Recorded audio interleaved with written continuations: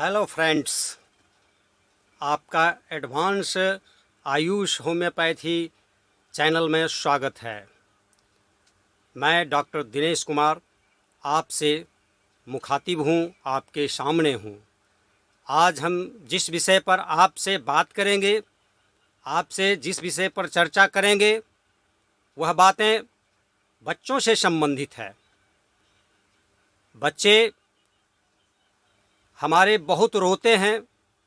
हमने यह सोचा, हमने विचार किया कि बच्चों के रोने के विषय पर एक बहुत अच्छा वीडियो बनाया जाए, एक बहुत अच्छा प्रयास किया जाए कि बच्चे को रोने से रोका जाए, उन्हें चुप किया जाए।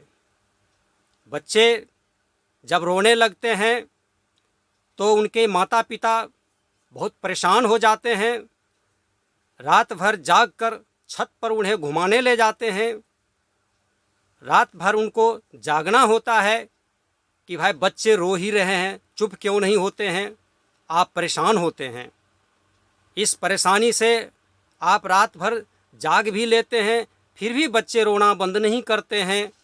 ऐसी हालात में हमने यह सोचा कि क्यों नहीं बच्चे के रोने को चुप करने के लिए बेहतर दवाई हमने जो चयन किया है, जो दवाई प्रयोग सिद्ध औषधि है, उसको आप लोगों के बीच रखा जाए, आप लोगों के बीच लाया जाए।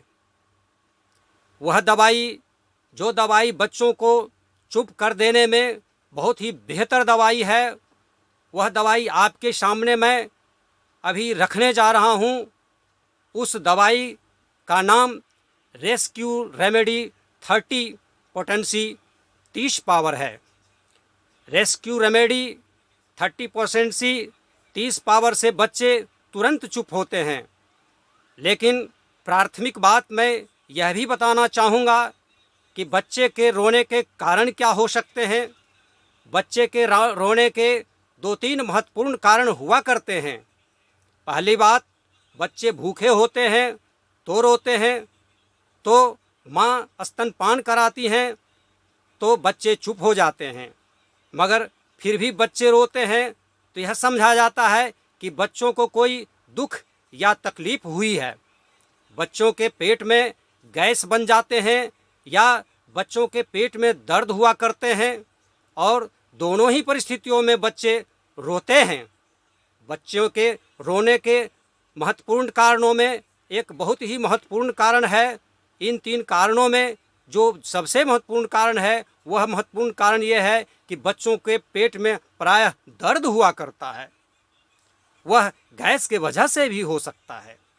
तो बच्चों के पेट में जब दर्द होता है तो ऐसी हालात में जब हम रेस्क्यू रेमेडी का प्रयोग करते हैं तो वह बच्चों के पेट के दर्द को तुरंत दूर कर देता है।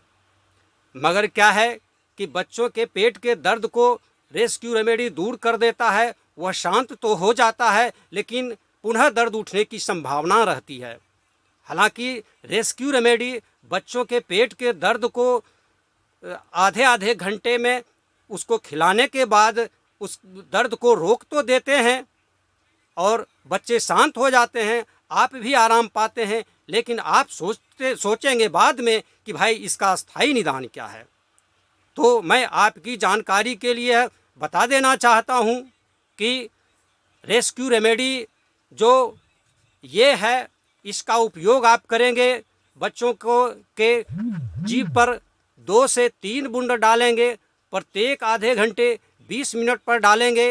बच्चे चुप हो जाएंगे, सो जाएंगे। मगर क्या है कि फिर अगले दिन हो सकता है कि बच्चे रोएं, तो ऐसी हालात में आप एक उसके पेट से संबंधित, पेट दर्द से संबंधित दवाओं का प्रयोग करेंगे।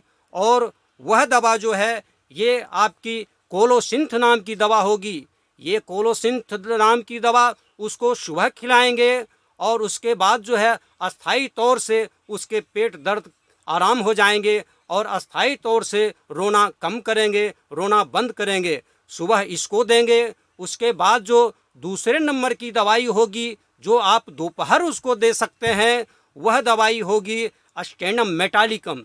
ये स्टेनम मेटालिकम एक ऐसी दवा है जो दवा की बच्चे के पेट को अस्थायी तौर से, पेट के दर्द को अस्थायी तौर से दूर करने की क्षमता रखती है। और ये भी दवाई 30 पोटेंसी में ही दी जाएगी। वह कोलोसिंथ दवा सुबह एक बार दी जाएगी और स्टेनम मेटालिकम दोपहर एक बार दी जाएगी। और बच्चे अस्थायी तौर से पेट दर्द से ठीक हो जाएंगे। अस्थायी तौर से जब पेट दर्द ठीक हो जाएंगे तो बच्चे नहीं रोएंगे।